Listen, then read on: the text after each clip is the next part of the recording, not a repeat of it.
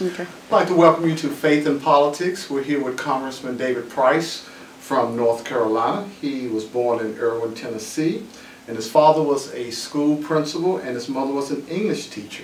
Also, you have a divinity degree from Yale Divinity School, and you represent North Carolina's 4th District. And we're very excited about a lot of the work that you've done over the years. And really, I've seen you on numerous occasions, when I was pastoring in Durham, and just really am impressed by the policy positions that you put forth, and just by your desire to really want to use your position as a U.S. Congressman to help people and to make this nation a better place. I found it very interesting that you're the author of 4 books, not 1 or 2, but 4, and a lot of reflecting upon your time in Congress and about the role of Congress. You're a strong supporter of education, accessible health care, affordable housing, clean air and water, and we'd just really like to have a conversation with you about how it feels to be a man of faith living in today's political environment. And one of the things that I found interesting that C-SPAN says that you have 548 videos on C-SPAN, so you're amongst one of the more prolific viewer choices. Your wife Lisa, you've been married since 1968. I know her personally, her work with the Religious Coalition Against Gun Violence in the state of North Carolina, and I was chair of the Durham chapter, and so we got to know each other on a couple of occasions. But really would just like to tell us a little bit about your faith background. Where did you grow up in the life of the church? Where did you go to church, and what was that experience like? Well, I grew up in Irwin, Tennessee, small town in East Tennessee, and our family church, where we were there every time the doors opened, which included Sunday night services, included Wednesday prayer meetings, and so on. It's the first Christian church, a church that my family had been a part of ever since they first came to the town. And it's an American denomination, homegrown American denomination, sometimes called Disciples of Christ. But it involves there are a lot of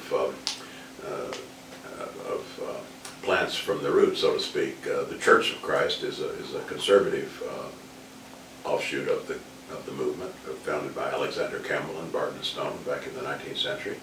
The Disciples of Christ is pretty much a mainstream denomination, and then there are independent Christian churches in between, and there's one of those that I went to. When I went to Yale Divinity School, I picked up with the Disciples Student Fellowship and was active there.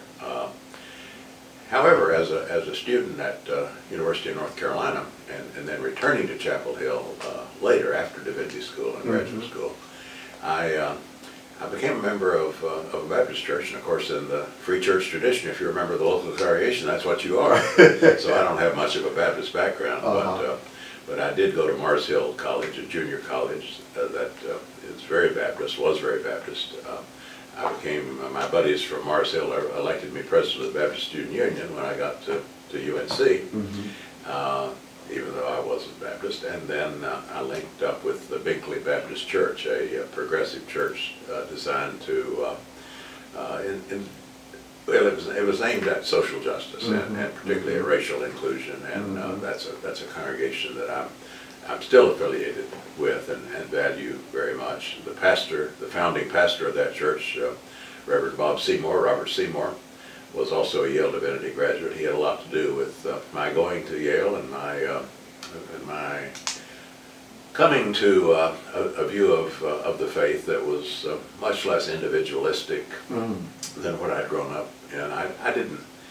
I didn't have a fundamentalist background, but I did have it was pretty conventional, conservative, small town church, and not a whole lot of the social gospel until I discovered the wider world and the civil rights movement and the change that was afoot in American Protestant churches to rediscover the Hebrew prophets and to understand the gospel as something other than a matter of individual salvation.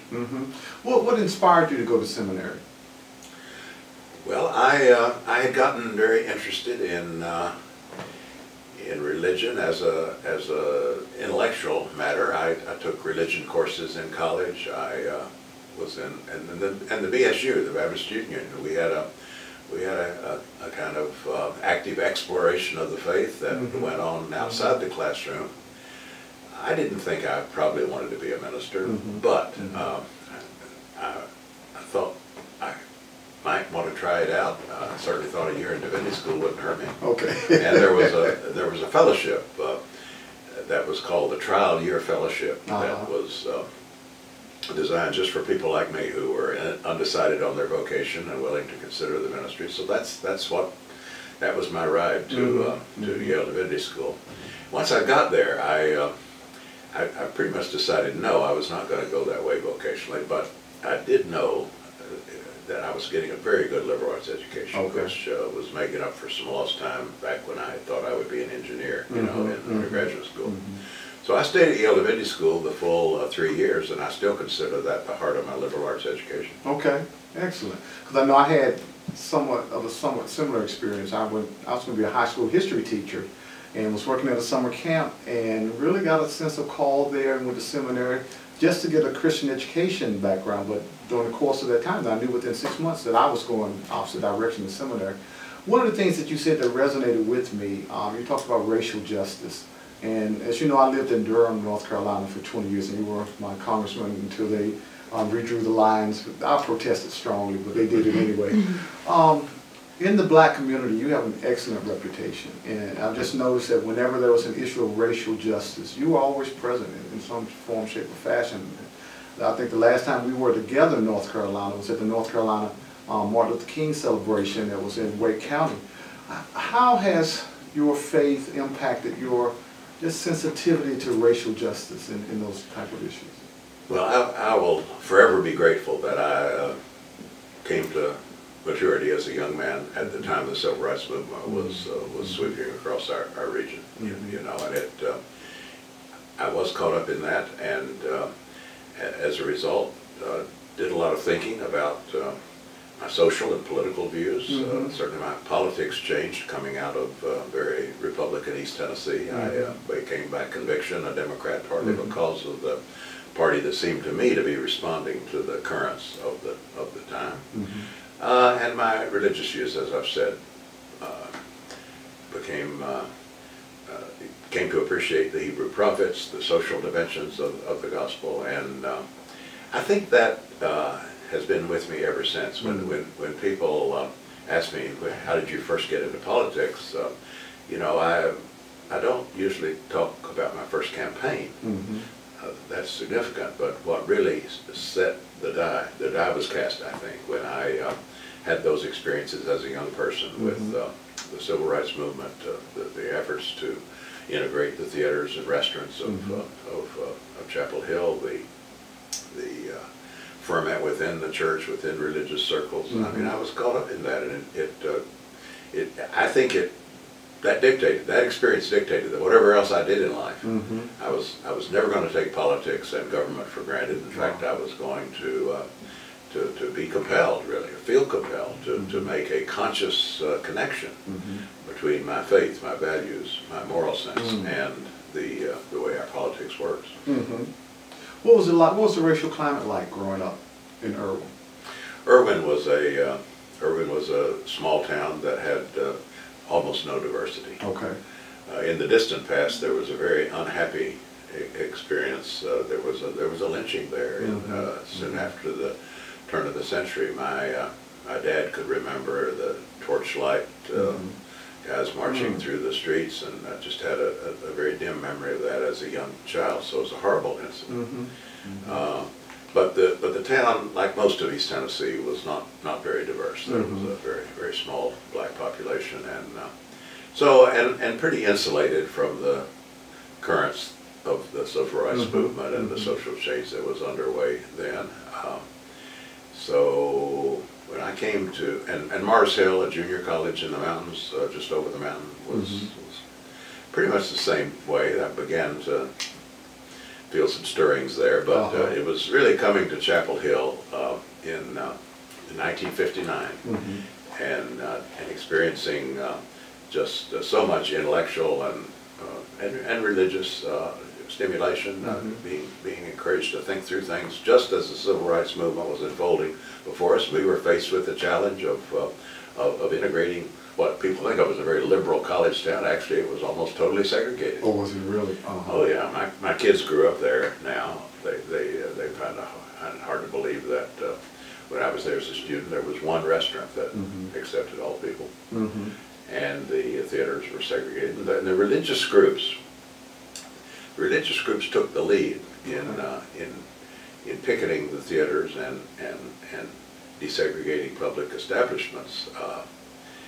And that was my first interfaith experience. I was president of the Baptist group, and we made common cause with Hillel, with the Catholic organizations, the other Protestant groups, and we took our turn on the picket line, and we saw some results. Okay. I mean, that's the other thing I think people of my generation often can relay is that yes, this shaped us, but we also got from it a sense that politics actually can work and government actually can respond.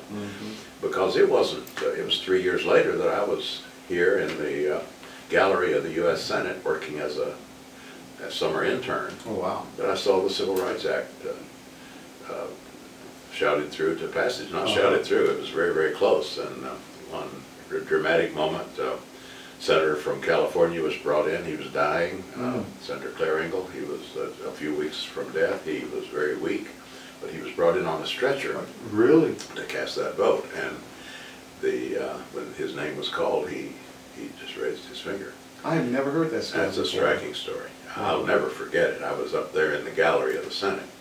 But think about that. That's 1964. That's only 3 years after we were on the picket line at the Varsity Theater. And so, in Chapel Hill. In Chapel Hill. And so nothing happens that fast in politics anymore, or usually ever. And so the conscience of this country really was pricked. I'm not saying it was easy or anything like that, but when it really was a movement that changed people's hearts and minds and changed them enough to where the politics of the country responded. And so that's been kind of the gold standard for me. You want to have that kind of connection between your faith, your moral sense, and politics, and you want to be able to act on that, be effective. And you've seen a lot of the racial transition in this country, where it went from totally segregated to today. How would you describe the racial climate in America today? Oh, I think it's very hard to generalize about that. I mean, I know people do generalize, but just over the years in the communities I've represented and the kind of politics I've seen, North Carolina counties aren't the same. One of the most integrated activities that I'm engaged in day to day is politics. I mean, that's certainly true in my district. It's not a matter of tokenism or condescension or anything like that. It's full participation, and I really do think that's a strength of our politics. But I'm well aware it's not that way all over North Carolina, and I'm also aware that coalition party that we have now, the Democratic Party, a great contrast, thankfully, to the Democratic Party of old. I'm well aware that we don't always act as effectively as we could to translate our passion into laws, into votes, into laws, into things that really make a difference for the community. So I would say for people of goodwill and good faith, it's still an aspirational situation. We every time we talk about this, we realize how far we have to go. But yeah, when I look back to the community that I live in, the community where we raised our children, I'm also struck, of course, by the differences that are evident compared to when I first came there. And we just thought about these things this last week when we celebrated the 50th anniversary of the election of Howard Lee as the mayor of Chapel Hill. Howard Lee is a distinguished African-American political figure in North Carolina who got his start getting elected as the first black mayor of a southern city in 1969 in Chapel Hill, North Carolina. So there was a lot of memories that came back, and and a lot of the sentiment I'm just expressing about how hard that was, how hard that was, and you know, the Lees in Chapel Hill had a cross burned on their yard. In Chapel Hill? In Chapel Hill. I mean, that's just horrific. It is. And yet, they persevered, and the community is very different now. But there's plenty of work still to do. Yeah, yeah. Well, like you, I reflect upon the fact I went to segregated schools the first 5 years of my life, and when I left to go to college in 1976, the movie theater was still segregated. You know, blacks were still sitting in the balcony. Well, we can look and see that there has been a lot of progress, and I know especially the election of Barack Obama was very significant in the eyes of many. How did it impact you? Well, I was elated. I mean, I thought that he was a remarkable figure, and of course the fact that he was African American and there was going to be a breakthrough of that sort. In some ways, that was the icing on the cake because it was a victory for so many of the things that we had hoped for and believed in. But I tell you, I had a real rude awakening a week or two after he was sworn in. I had a town meeting in my district, and it was brutal. I mean, just virulent. There was some racial themes just below the surface. I mean, I was shocked that. And brought down to earth very quickly. It was the Tea Party before the Tea Party, and it was an early signal to me that this was not going to be a very smooth ride. And I know of your background in seminary, and kind of assume that faith is very important to you. How important is your faith to you today? It's a central part of my life. It's a part of my life that has changed, I think, in terms of that I earlier described from an individualistic sense of belief and morality to one that calls me and a community to social involvement. I didn't choose to go that direction vocationally, in the direction of the ministry vocationally, and I think that probably was a sound decision. Okay. I think because I've found other ways to serve. I taught for a number of years, and then of course got into politics. I've written a good bit about faith in politics, and I guess I take it's not just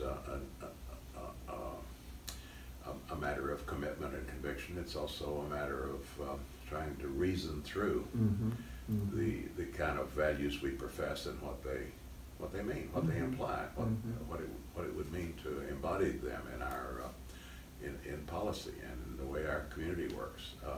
So I've written a fair amount on faith and politics. That you talked about the 4 books. In that 4th book called The Congressional Experience, which I'm struggling now to take through a 4th edition. Wow. I have a chapter on religion and politics, faith and politics, and try to reflect on the various shapes that has taken, from the civil rights movement to the religious right to this strange evangelical infatuation with Donald Trump.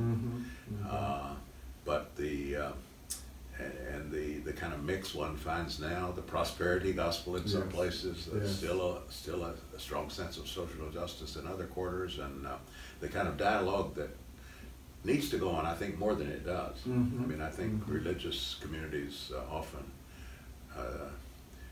don't talk enough to each other. When we do talk to each other, there's common ground to be found. I would say the immigration issue right now is one that people of all political stripes find some resonance in their faith. I'd say the same thing about stewardship of the earth, the environmental movement. That's what comes from not just professing faith, but really thinking about your faith, thinking about what the content of that faith is, and particularly the moral imperative that comes from it. So I'm engaged in that. I suppose if I have any contribution, that's what it is. That I've tried in a conscious way to relate faith and morality, and not in a sectarian way, but in appreciating our theological and philosophical traditions. What do they imply for our politics? And then how can we reason together about these things? I exactly agree, because I was dismayed by the whole conversation about this conflict between science and faith, when there really is no conflict between science and faith. Oh, goodness. My son's very interested in this. He's he's a evolutionary psychologist, and he's writing about this very subject. But the notion that somebody would think that the validity of their faith depends on them thinking the world is 5,000 years old. That's right. I mean, faith, if your faith, if the faith demands that of you, then you need to rethink it. But yet some people say that and really believe it, that faith equals credulity. That's right. Faith equals the acceptance of a certain set of historical facts that I think, with some understanding of scriptures and the way it was written, you liberate yourself from that, hopefully. That's right. But it is a work in progress in terms of the kind of conversations we need to have. And all of these scientific discoveries that we have are gifts from God, medicine, and to be able to make a difference in someone's life. I was really struggling when the Supreme Court was dealing with the court case of the LGBTQ man who was fired because he was found out to be gay. And across the street there were people of faith holding up very negative, ugly signs, about anti-gay, homophobic signs. And I think that our faith teaches us to, Jesus talked about love more than anything else. He talked about tolerance and acceptance of other people. And I think there are some misguided teachings today about, Well, and some blatant contradictions to the very simplest, most basic precepts of faith. You have your office over in the Methodist building, where I have an humble apartment across the way here. I have to come over and break bread with you one Yeah, night. well, the bulletin board over there is interesting.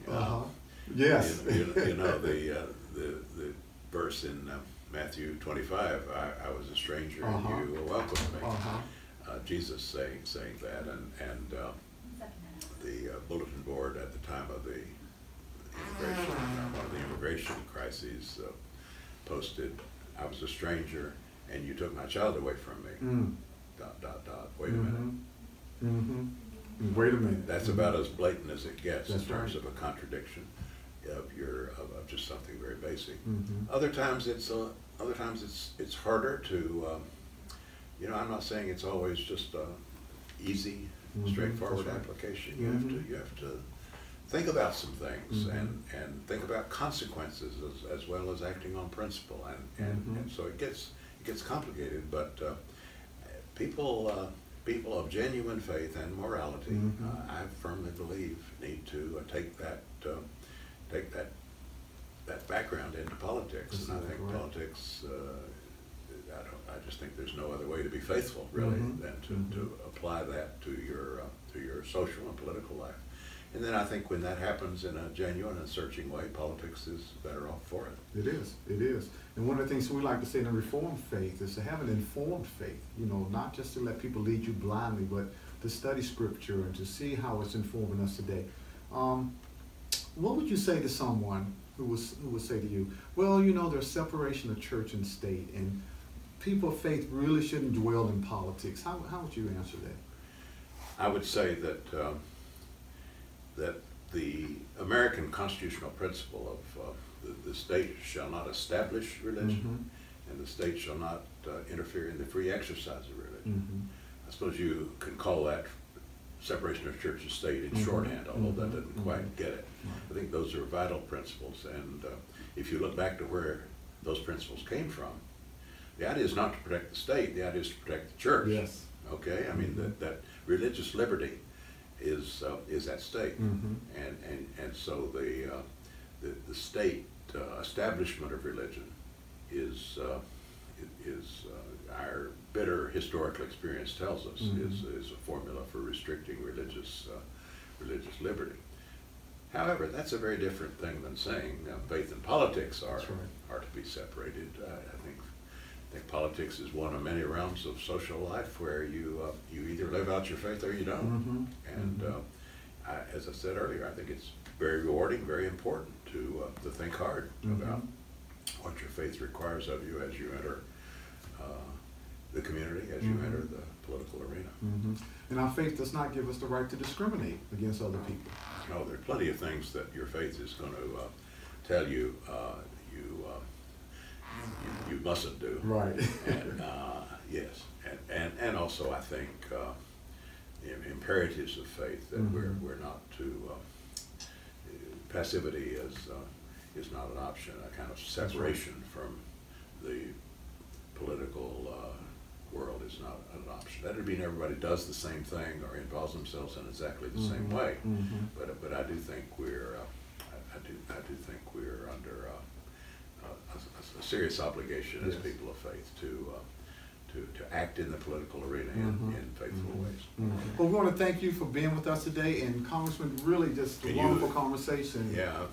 Sorry to be cut short by a vote on the House floor, but we had a good discussion. I'm happy to talk to you, and really appreciate the work you're doing, Jimmie, here in the nation's capital at a particular critical time in our country's history. So thank you for the witness you bear. Well, thank you very much.